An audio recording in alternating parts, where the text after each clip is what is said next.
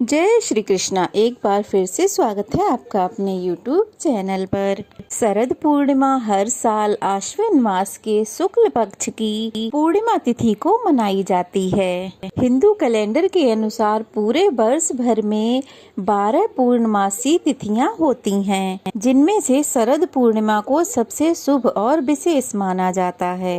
धार्मिक मान्यताओं के अनुसार शरद पूर्णिमा को रास पूर्णिमा और कोजागरी पूर्णिमा के नाम से भी जाना जाता है।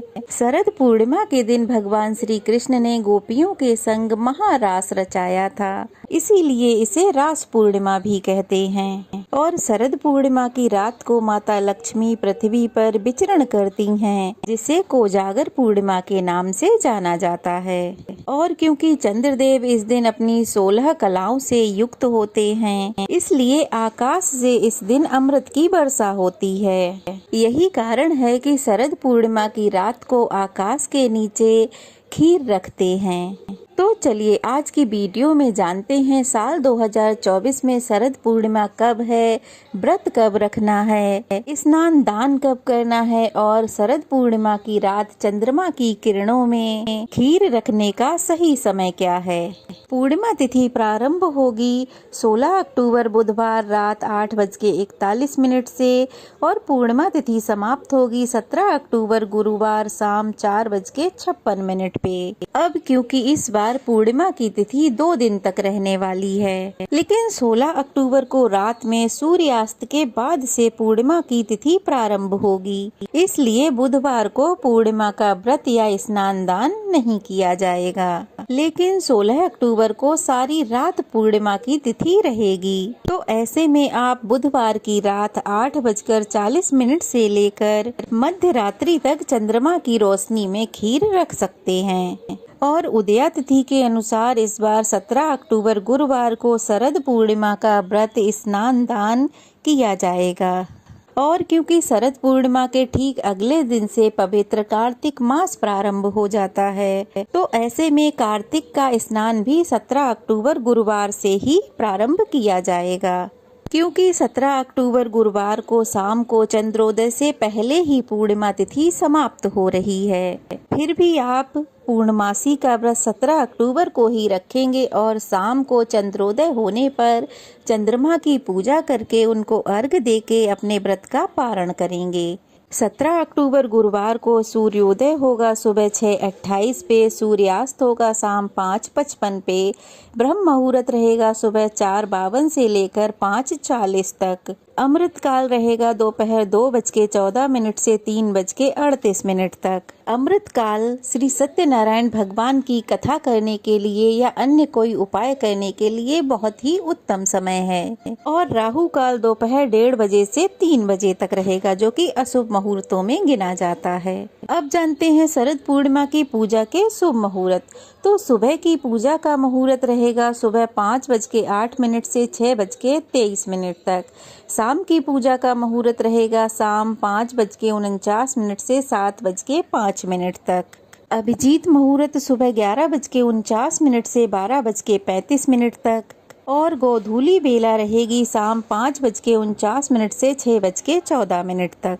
गुरुवार के दिन चंद्रोदय होगा शाम 5:52 पे। ऐसे में आप पूर्णिमा की पूजा शाम 5:52 तक कर लीजिएगा। चंद्रमा को इस समय के बाद से कुछ देर के अंदर अंदर अर्घ देने के बाद अपने व्रत का पारणा कर लीजिएगा। जो लोग बुधवार के दिन चंद्रमा की रोशनी में खीर ना रख पाए हों, तो वो 17 अक्टूबर गुरुवार को भी रात के समय चंद्रमा की रोशनी में खीर रख सकते हैं। बस ये ध्यान रखना है कि चंद्रोदय हो उसके कुछ मिनट बाद तक ही आप उसकी रोशनी में खीर रख सकते हैं। उसके बाद प्रसाद रूप में बांट सकते हैं और स्वयं भी ग्रहण कर सकते हैं। अब ऐसे में उन भक्तों के मन में सवाल आता है जिन्हें पूर्णिमा का व्रत रखना है। आपने रात को चंद्रमा की रोशनी में खीर रखी है, तो सुबह आप उसको ग्रहण नहीं कर सकते हैं। तो ऐसे में आपके लिए एक उपाय है। तो आप बुधवार की रात को चंद्रमा की रोशनी में कोई भी ऐसी मिठाई जैसे कि बर्फी, पाग आदि बनाकर रख लें। और आप दही में शक्कर मिलाकर उस दही को चंद्रमा की रोशनी में थोड़ी देर के लिए रख सकते हैं और जिसका सेवन आप अगले दिन सुबह की पूजा करने के बाद कर सकते हैं, क्योंकि व्रत में दूध से बनी मिठाई या दूध दही का सेवन कर लिया जाता है। 17 अक्टूबर को चंद्रोदय होगा शाम 5:52 से, तो इस समय आप अपनी पूजा विधि विधान से कर लें।